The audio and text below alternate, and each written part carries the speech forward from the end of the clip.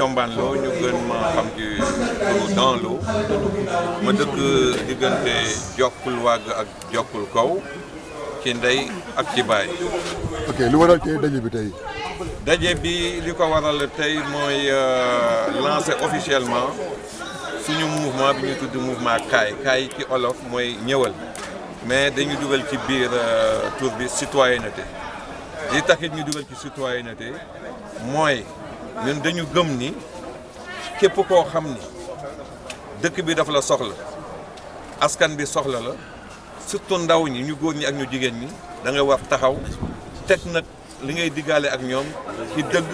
te xam ni cëru àdduna neex na mais bu àllaaxira ko daal. alors kaay mouvement la mais mi ngi si mouvement côté présidentiel wala mouvement présidentiel wala mouvement boo xam ne dafa nekk opposition wala nekk centriste. ñun nag bokkuñu nguur bokkuñu opposition ñu ngi taxaw ci digg bi ak it di wax ni ñii bokk jikko ñooy mun a ànd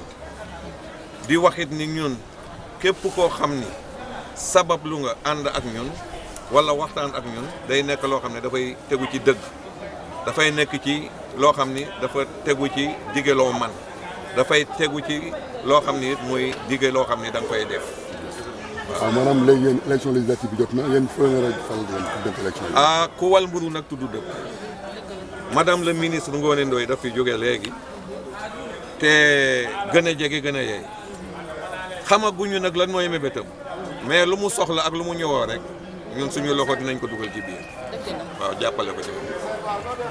ok tey lan la gisee Rufisque gestion Rufisque bi ak yéen ban apport ngeen gisee indi quoi. parce que ñun li ñu gëm mooy reddition des comptes dafa war di am ci képp koo xam ni dañ la dénk baat même ki nga xamante ni dañ ko dénk ko baat boo xam ne baatu maire la ñun li ñu gëm mooy bu fekkente ni population yi da nga dugg ci ñoom ba ñu jox la seen bopp jox la seen baat boo nekkee maire da nga war a def lu ñuy wax déclaration de patrimoine ñun loolu la ñu gëm boo demee ñu méngale alal bi nga duggee ak ba ngay jóge ca maire yi ba alal ba nga yor bu fekkee dëppoo na ak loo xam ni xel mën na ko nangu ñu xam ne ba nga yoree jubal nga bu fekkee ne nag da nga yor loo xam ni ëpp na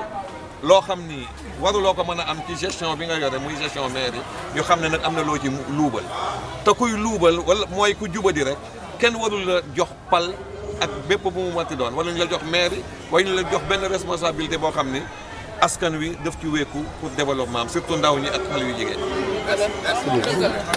C'est en ma qualité de président fondateur du mouvement Kaay pour la citoyenneté que nous avons, moi et mes collaborateurs, décidé de lancer le mouvement officiellement aujourd'hui.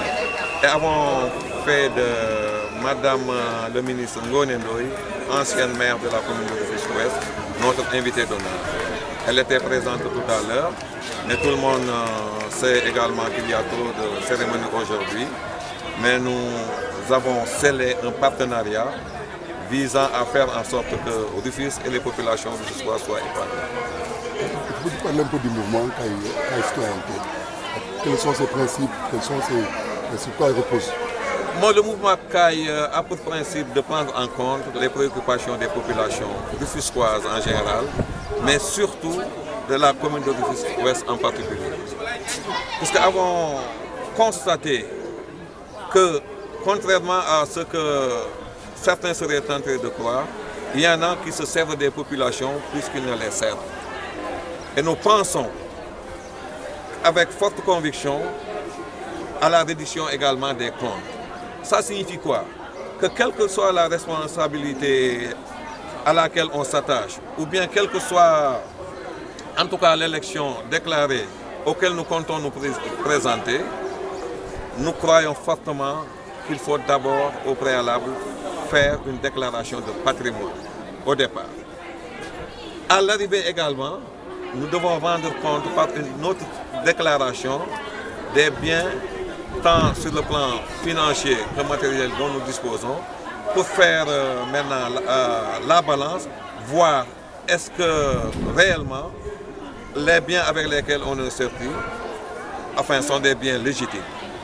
Si ce n'est pas le cas, non seulement nous exigeons à ce que des poursuites et des sanctions soient prises à l'endroit de ces autorités locales ou administratives, mais également faire en sorte que ces personnes ne puissent plus s'adresser aux populations pour demander une quelconque légitimité en vue de diriger telle ou telle responsabilité. Le dernier mot, c'est que vous êtes centriste ou de la gauche,